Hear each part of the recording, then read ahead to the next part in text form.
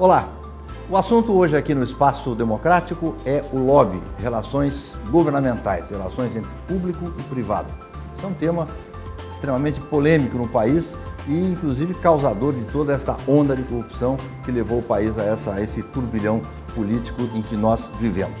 Para tratar desse assunto, nós trouxemos aqui, convidamos para vir aqui ao Espaço Democrático, uma especialista no assunto, que é a cientista política Andréa Gozzetto. Ela é sócia-diretora da Gozzetto e Associados, doutora em Ciências Sociais pela Unicamp e mestre em Sociologia Política pela Unesp de Araraquara. Ela fez pós-doutorado em Administração Pública e Governo na Escola de Administração de Empresas de São Paulo da Fundação Getúlio Vargas, a FGV. Andréa Gozzetto é também coordenadora acadêmica executiva do MBA em Economia e Gestão e Relações Governamentais da Fundação Getúlio Vargas. O tema é atual, inclusive, porque acaba de sair a informação de que o governo Bolsonaro pretende recorrer a um decreto para exigir transparência para o lobby, um decreto que sairia nos próximos dias, criando uma central de informações, enfim, aumentando a transparência nas relações entre setor público e privado. Doutora Andréa Gozzetto, é possível construir um canal de comunicação eficaz entre o setor público e o privado? Sim, com certeza é possível e nós estamos nesse caminho.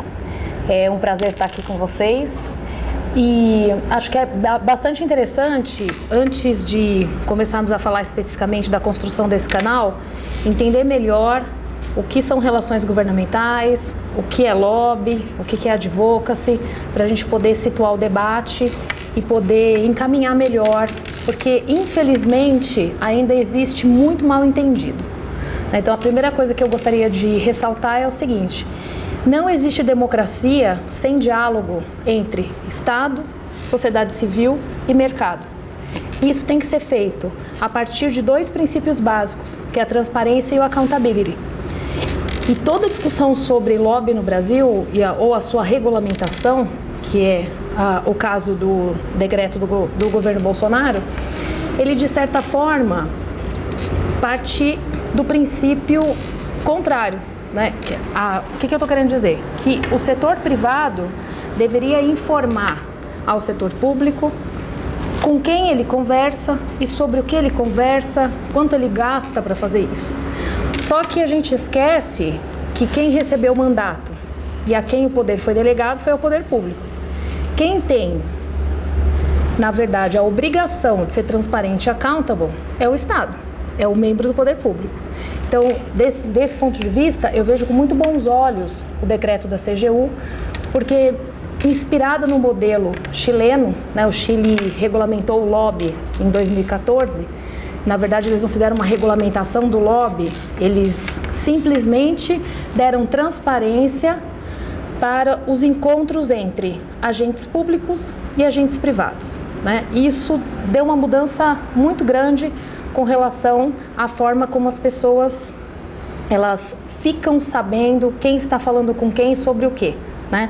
Então, a partir disso, você tem uma condição melhor de entender como as decisões são tomadas. Isso no Brasil não é fácil. Então, esse decreto da CGU tem esse objetivo. E esse decreto também é muito importante porque ele vem formalizar, ele dá mais enforcement, né? Ele dá mais força para algumas normas que já estão em vigência no Brasil desde o início dos anos 2000. Né? Então você tem o Código de Ética da Alta Burocracia Federal e lá já existe esse dispositivo de que todo membro do poder público precisa disponibilizar a sua agenda. Então o decreto dá força a isso. Aliado a uma possível regulamentação do lobby no Poder Legislativo, e a gente tem um projeto que já está caminhando a passos largos, né? Inclusive a mesma matéria jornalística que informa que o decreto da CGU sai em 30 dias, diz também que o líder do governo despachará com o presidente Bolsonaro essa semana sobre uma emenda ao PL 1202/07, isso é muito bom, né? Significa que o lobby está na agenda do governo, que tem alguém olhando para isso, e acho que pela primeira vez o Poder Executivo realmente está empenhado em garantir maior transparência para o processo decisório. E isso também tem que ser ressaltado, porque um dos motivos pelos quais esse assunto que está sendo discutido pela sociedade brasileira há mais de 30 anos não avança, é que até o momento o Poder Executivo não havia pressionado, né? Quem conhece um pouco mais da dinâmica do processo legislativo sabe que sem essa pressão, dificilmente algum projeto é aprovado na Câmara dos Deputados. Seria por falta de interesse de parte dos executivos que se sucederam nesses 30 anos? Olha, eu penso que, de certa forma, bom, o que eu penso é o seguinte, essa é uma questão que é multidimensional, são vários fatores que atuam para essa dificuldade de entrar na agenda pública, né? Você tem, como eu comentei agora, um poder executivo que não estava muito empenhado em fazer esse assunto avançar. Antes da proibição do financiamento privado de campanha, os deputados federais, os representantes como um todo, tá? Porque às vezes a gente foca muito essa questão do Legislativo Federal, mas é importante a gente saber, a gente levar em consideração que lobby é defesa de interesses junto ao membro do poder público, que pode tomar uma decisão referente a políticas públicas, em todas as esferas de decisão, em todas as esferas de competência. Então a gente foca muito o nosso olhar no Legislativo Federal, mas nas câmaras municipais, a lobby, nas assembleias legislativas a lobby e também na Câmara e no Senado a lobby, assim como tem no Executivo e inclusive no Judiciário, né?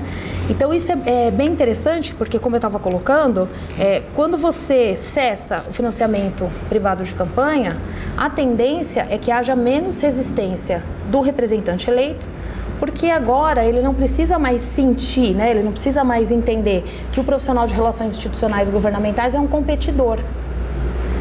A partir do momento em que ele recebia financiamento, ele tinha que dar, de certa forma, uma resposta à sua base e ao seu financiador. Então ele se transformava um representante quase que natural dos interesses desse financiador e dessa base eleitoral. Hoje em dia, isso está mais fluido, né? Então a tendência é que essa resistência ela não seja tão forte. Outra questão também que tem que ser levada em consideração é que não há pressão internacional com relação a isso. O Chile, por exemplo, faz esse movimento de regulamentação porque eles se tornam membros da OECD e um dos princípios de transparência da OECD é a regulamentação do lobby, né? Então eles têm realmente que fazer esse movimento se querem ser inseridos como membros. E por último, tem uma questão que do meu ponto de vista é a nevrálgica, que não existe pressão popular, né? E não existe pressão popular porque, na verdade, ou as pessoas não sabem o que é lobby ou tem certeza absoluta que é sinônimo de corrupção e tráfico de influência. Então, todos esses fatores combinados, eles fazem com que a gente tenha realmente uma série de obstáculos para que essa agenda avance. Andréia, você acabou abrindo aí a tua fala, tratando dessas questões mais práticas sobre as possibilidades de regulamentação do lobby por decreto ou por legislação propriamente dita, mas você acha que falou en passant, e acho que talvez valesse a pena retomar esse ponto, talvez fosse importante deixar claro assim, os conceitos, né? Sim. O que é relações governamentais, o que é lobby, o que é advocacy, acho que estabelecendo, né, um vocabulário, né, fica mais fácil a gente... Já começamos no âmago da polêmica, né? E é um tema que está super na agenda no momento por conta desses avanços, então eu queria ressaltar. Bom, lobby, como eu disse, é defesa de interesses junto a membros do poder público que podem tomar decisões com relação a políticas públicas, tá? Ele é uma tática de influência, assim como o advocacy. Só que o lobby é uma tática direta de influência. O advocacy, por outro lado, ele é utilizado principalmente pelas organizações da sociedade civil e ele é uma tática indireta, porque muitas vezes essas organizações da sociedade civil, elas não têm assento nos fóruns de decisão, porque elas não têm visibilidade e não têm representatividade. Então, elas precisam engajar e mobilizar a opinião pública para ganhar essa visibilidade. Essa visibilidade vai lhe dar a legitimidade que ela precisa para conseguir, por exemplo, o acesso ao tomador de decisão e levar a sua opinião, né, o seu ponto de vista, o ponto de vista do grupo. Então, uma coisa que também é bem interessante e que distingue o lobby e advocacy, que o lobby, como contato direto, os representantes dos interesses que vão influenciar os membros do poder público. Interesses empresariais, não ou de necessariamente. associações.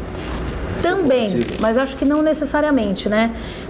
Penso que esse é um dos pontos que a gente precisa começar a desmistificar, né? Uma organização da sociedade civil, se ela realmente quiser que uma mudança aconteça, se essa transformação ela passar, por exemplo, no âmbito legislativo, em algum momento ela vai ter que falar com o membro do poder público, não vai? Então ela não vai ter um contato direto. No momento que ela estiver fazendo contato direto, ela está fazendo lobby, né?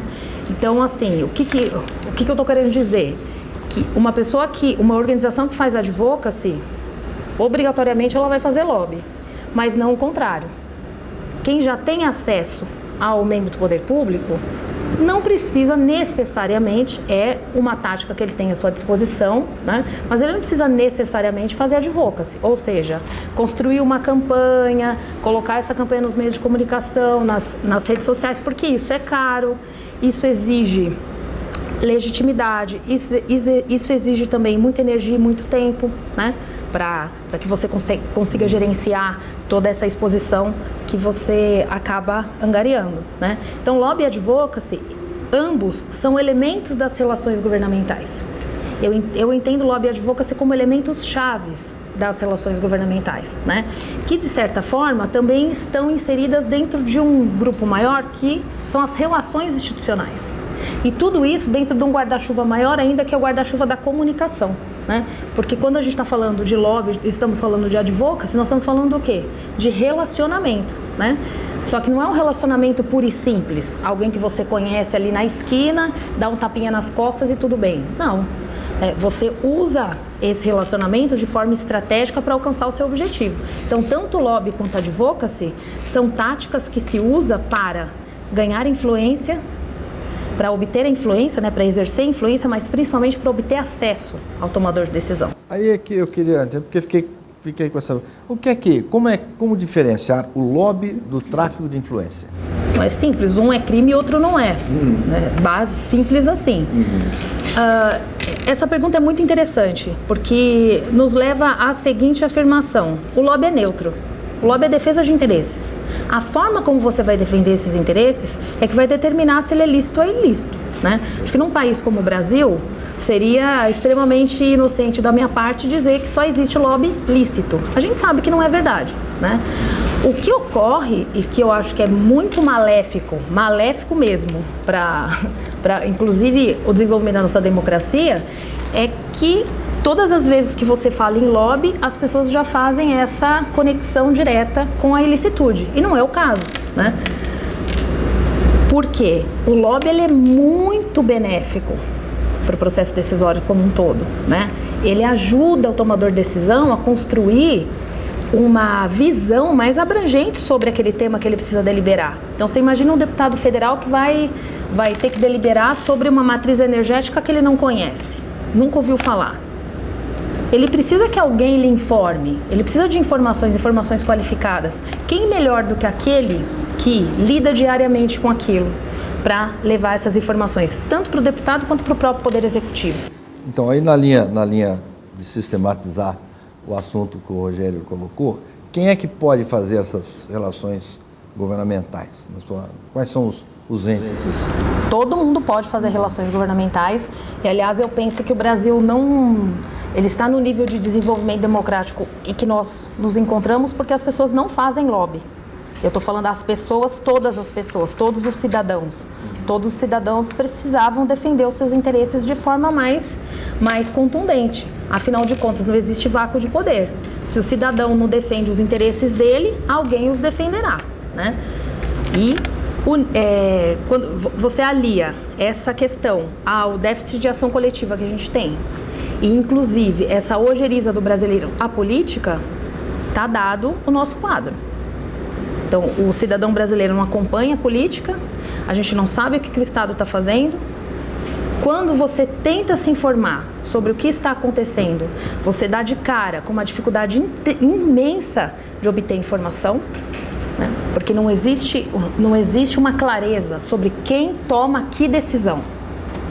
Então, hoje em dia, a gente tem centenas de consultorias de relações governamentais em Brasília, em São Paulo, no Rio de Janeiro, que basicamente fazem esse serviço de detetive. Elas descobrem quem está deliberando sobre o que e de que forma, né? Porque ela precisa levar a quem de direito, aquela pessoa que tem um interesse, que é relevante, que é legítimo, né? Então, acho que é isso que a gente tem que desmistificar. Um Estado como o brasileiro, que é extremamente regulador, né? Ele é muito... O Estado brasileiro interfere demais, não só na economia, mas na vida do cidadão, né? É o Estado brasileiro, às vezes as pessoas não têm muito essa noção, mas o quanto de sal vai ter na sua comida, o quanto de açúcar vai ter na sua comida, quem decide isso é um órgão governamental. Então nós estamos cotidianamente vivendo as consequências dessa regulação. Se eu não acompanho, o que acontece? Eu não fico sabendo de nada, né? Então é muito importante que o cidadão ele entenda a necessidade de acompanhar as ações governamentais, né? E aí o cidadão pode fazer, as empresas privadas podem fazer, as organizações da sociedade civil podem e fazem muito, não é? Partidos políticos, movimentos sociais, todos os grupos de interesse são passíveis de fazer as relações governamentais e usar as táticas à sua disposição, que no caso seriam o lobby e o advocacy. Você mencionou também que o lobby ele não necessariamente se dá apenas no Poder Executivo, né? Ele se dá também no Legislativo, talvez seja até onde ele é mais visível, né? Mas também no Poder Judiciário, né? Que muitas vezes as pessoas têm a ilusão de que o Judiciário não é suscetível a demandas, né? Como que especificamente no Judiciário e no Legislativo você entende que é a atividade? Vou começar pelo Judiciário. No Judiciário a gente tem dois instrumentos que ultimamente têm sido muito utilizados, principalmente pelas organizações da sociedade civil, que é as audiências públicas, principalmente as audiências públicas junto ao STF, e existe um dispositivo chamado amicus curiae, que é o amigo da corte, né? Esse amicus curiae tem sido muito utilizado também pelos grupos de interesse quando eles são parte da questão que está sendo decidida, né? Então esse é um espaço. Quem é o amigo da corte? Esse é um dispositivo jurídico que está à disposição da sociedade como um todo, quando o STF, por exemplo, ele vai decidir ADINs, né? Ações de inconstitucionalidade.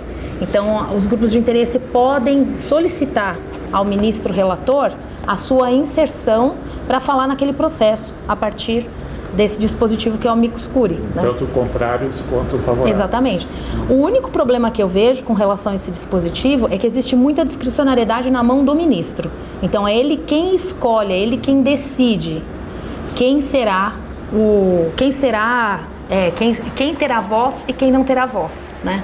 Isso ainda, do meu ponto de vista, para ser realmente democrático, precisaria haver critérios sobre a quem se aplica, a quem não se aplica, algum tipo de critério para a escolha, para não ficar única e exclusivamente na voluntariedade do ministro. Como é que se insere nisto uma coisa que aparentemente é comum, mas que sempre gera uma certa suspeita ou estranheza, que são as audiências privadas de um juiz com um advogado ou outro da parte interessada, antes da decisão. Estou supondo que o juiz quer, inclusive, se informar a respeito do tema, da posição de cada lado, mas gera sempre uma estranheza. Isso faz parte do lobby? Não.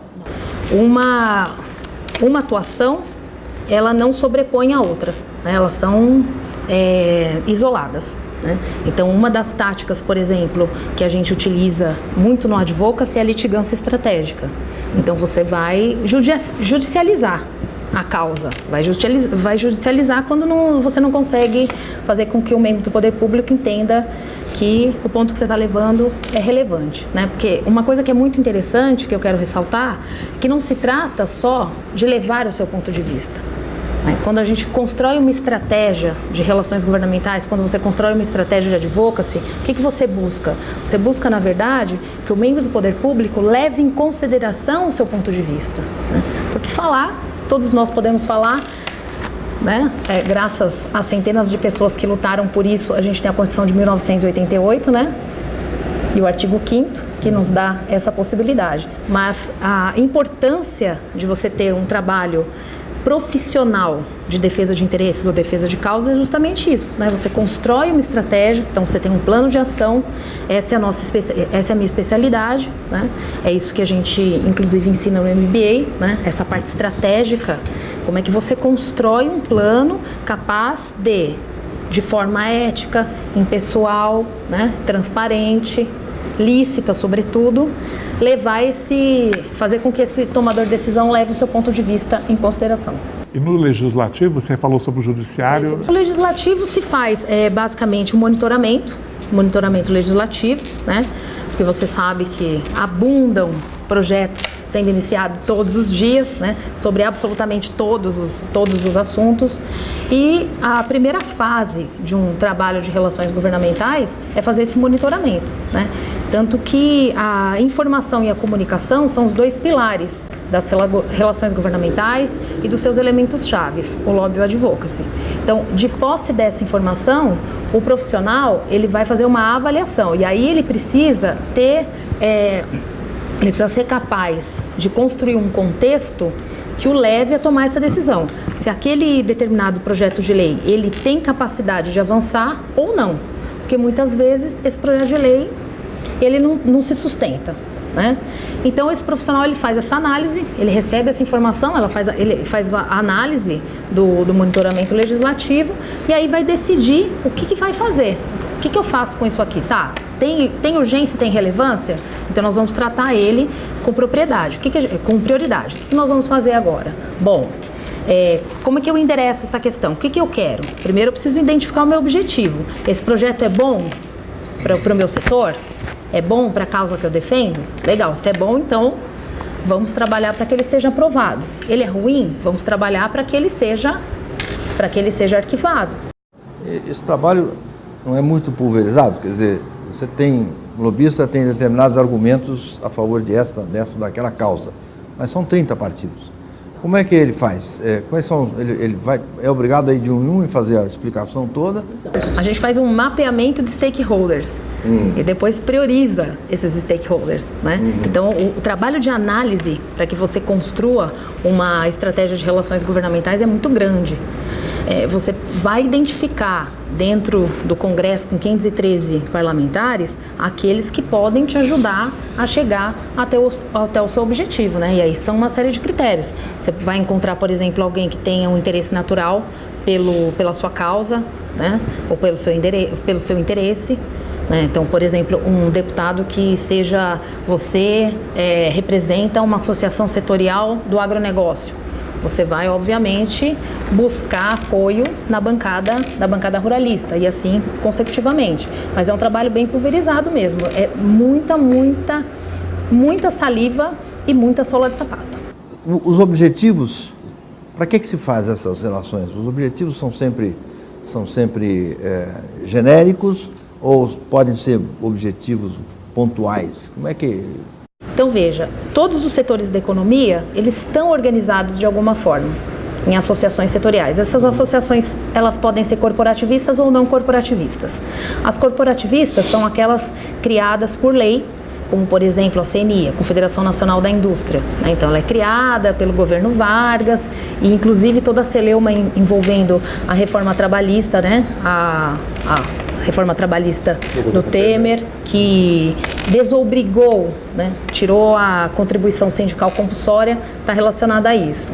Então essas associações, elas andam ao lado das associações não corporativistas. Então, muitas vezes, alguns setores, eles percebem que essa associação corporativista não atende aos seus interesses, por diversos motivos, que aqui não dá para a gente conversar, e eles acabam criando uma nova associação. Essa, sim, voluntária. Então, é a não corporativista. Então, os próprios empresários, eles acabam dando uma contribuição e criam essa associação. Tá? Como, por exemplo, a Anfávia.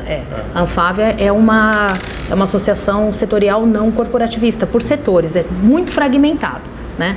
Então, esse é um dos motivos pelos quais a gente não tem uma conformação maior aos interesses dos empresários com relação ao nosso sistema tributário, por exemplo.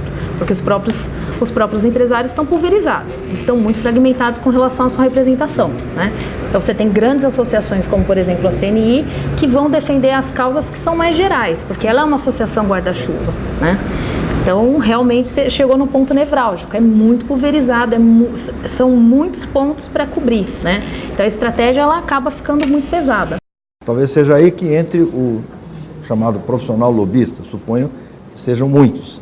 Até porque aquela série House of Cards, se não estou enganado, tem um lobista lá poderosíssimo. Chegam direto, exatamente. Direto nos deputados, uma pressão desse tipo. E agora você imagina, os Estados Unidos aquela imagem é real. Lobby em 1946. As regras lá são pesadíssimas, super pesadas. Pegando carona nessa só para completar. Ah, bom, pode pegar, mas só para completar. Eu queria que você traçasse um perfil desse profissional. Como é que são muitos, se estão sempre lá no Congresso, tem imagem daquele Remy yeah. Recentemente até fizeram um censo, né, um perfil do profissional de relações governamentais. Talvez você pudesse falar um pouco sobre isso. Então a gente tem a ABRIG, que é uma associação muito forte, tem feito um trabalho muito importante para desmistificar o que é o lobby, o que são as relações governamentais, e temos aqui em São Paulo o IRELGOV, que é um think tank. Então é mais um centro de pesquisa e estudos que também congrega, e eu não sei quantos membros exatamente o IRELGOV tem, mas com certeza é mais de uma centena, e todos esses profissionais estão tentando realmente se reposicionar, né? Fazer um reposicionamento institucional, porque a atividade de relações institucionais governamentais, primeiro, ela é essencial. Né? É muito importante para a democracia, por conta das informações que você leva e as informações e os inputs que você traz para dentro da sua organização, né? Então esse diálogo ele não pode cessar nunca. Óbvio que quanto mais transparente e mais accountable ele for, melhor para a própria democracia. E quem que é esse profissional de relações governamentais? Ele é um profissional super bem formado, então a grande maioria deles tem pós-graduação em estrito senso. Você encontra doutores, pós-doutores, mestres, tá? Na minha sala de aula mesmo, na FGV, os meus alunos eles estão na segunda, na terceira pós-graduação, né? E por que isso acontece? Porque para que você consiga fazer uma análise desse contexto político e construir sua estratégia, você tem que ter uma gama muito grande de conhecimento sobre diversas áreas, como por exemplo, direito tributário, política, comunicação, direito, né, no geral, constitucional, administrativo, são uma série de expertises que esse profissional precisa ter, negociação, argumentação, né, tudo isso é extremamente importante para o trabalho dele. E principalmente ter também uma habilidade conceitual no sentido de conseguir ter um olhar sistêmico, não só sobre o processo decisório, mas também sobre o setor de atuação dele, né? Então esse profissional de relações institucionais e governamentais, o grande diferencial dele é que ele tem que conhecer muito bem o negócio da organização dele, seja esse negócio uma empresa privada ou uma organização da sociedade civil, eu não faço distinção, tá? Porque eu acho que ela não é necessária. E ele precisa conhecer muito o próprio processo decisório no qual ele vai fazer a sua inserção, né? São, na grande maioria, homens, jovens, tá? E a gente tem eu diria que é uma peculiaridade, né? Você tem uma seniorização na área de relações governamentais, principalmente as grandes empresas, as empresas multinacionais, elas perceberam que para ter um diálogo contínuo e sólido com os membros do poder público, ela precisava de um profissional mais estrategicamente posicionado dentro dessa organização, né? Então existe aí uma busca incessante por esses profissionais para que eles possam construir uma estratégia de relações institucionais e governamentais. Bom, uma curiosidade, o código de ética desse tipo de profissional certamente deve prepará-lo para uma coisa que é bastante corriqueira até hoje na política brasileira, que é o tomar lá da cá. Sim. Aí o parlamentar perguntou, o que é que eu ganho com isso? Isso é comum? Como é que acontece? Acontece porque isso aqui é o Brasil, né? Acontece, não adianta dizer que não acontece. O que acontece, na verdade, é que um profissional de relações institucionais e governamentais, que que está afinado com o código de ética, que sabe que a credibilidade é o seu o valor que ele tem no mercado é a sua credibilidade, ele não vai fazer esse tipo de troca espúria, né? O que um profissional troca com membros do poder público é informação. Então, e como é que as ferramentas dessas relações governamentais podem reduzir o risco disso? Quer dizer, quais são essas ferramentas com as quais se procura reduzir esse tipo de risco? Isso passa por uma necessidade de educar melhor, não só o próprio parlamentar, como também o cidadão e o profissional, né? É um processo, a gente não vai conseguir, não se muda a cultura por decreto. Mas, por exemplo, nesse decreto a qual nos referimos, parece que o governo pretende que se tornar públicas as agendas de todos os entes públicos, inclusive do presidente, para saber quem ele está recebendo, quando está recebendo. Isso é um instrumento. É transparência, né? O melhor desinfetante é o sol.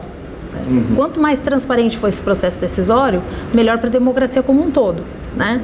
Então, o projeto de lei, nesse momento que tramita na Câmara dos Deputados, ele é interessante porque ele legitima essa atividade de relações institucionais e governamentais, como algo legítimo, né? Quer dizer, legitima porque é importante, porque é relevante e porque a construção de um canal de via de mão dupla entre o setor privado e o setor público, né? E respondendo à sua pergunta, as ferramentas já estão dadas. Corrupção e tráfico de influência é inerente ao Código Penal. A gente não precisa de mais, a gente precisa de enforcement. Isso realmente é necessário, né? Vou te dar um exemplo. Em 2015, 2016, a gente teve a Operação Zelotes, que avaliou a venda de uma medida provisória. Foi sensacional. Vários lobistas foram presos. Os que compraram a medida provisória e os que venderam. Até hoje não se sabe. Que eu saiba, numa relação de compra e venda, né? Existe o que vende e o que compra. O que vendeu ainda não apareceu no processo. Os que supostamente compraram estão presos. Receberam penas elevadas de 8, 9, 10 anos. Né? Então, enquanto a gente também não conseguir aparar essas arestas, né, e tem uma série de questões envolvendo a própria dinâmica do Poder Judiciário, fica muito difícil de trazer transparência para o processo decisório. Mas a gente está no caminho. Eu acho que é isso que é legal. A senhora mencionou que o decreto que está tramitando no Brasil é inspirado no modelo chileno, cuja regulamentação ocorreu em 2014. Mas falou também que nos Estados Unidos o lobby foi regulamentado lá na década de 1940. Qual a diferença básica entre o modelo americano e o modelo chileno? O modelo chileno, ele não é uma regulamentação da atividade. Ele simplesmente ele dá transparência para o relacionamento entre o público e o privado, só isso. O modelo norte-americano é um modelo de monitoramento da ação dos grupos de interesse. Então, para isso, você precisa ser credenciado, você precisa emitir relatórios, e existe toda uma regulamentação extremamente específica que determina, inclusive, o que será servido em uma reunião, em um jantar, por exemplo, em que você vai receber um membro do poder público. Então, chega a esse nível de detalhamento, né? E o que é muito legal de comentar também é que esse modelo, o modelo norte-americano, que é de alta regulação, ele já vem mostrando um pouco de desgaste. Porque nos últimos 3 anos, o número de lobistas credenciados tem caído, que é muita rigidez. Então, é muito paperwork, é muita burocracia. Isso também não é adequado, porque uma coisa que nós precisamos entender é o seguinte: lobby é inerente a democracias consolidadas, democracias liberais consolidadas, tá? É representação de interesses legítimos e relevantes.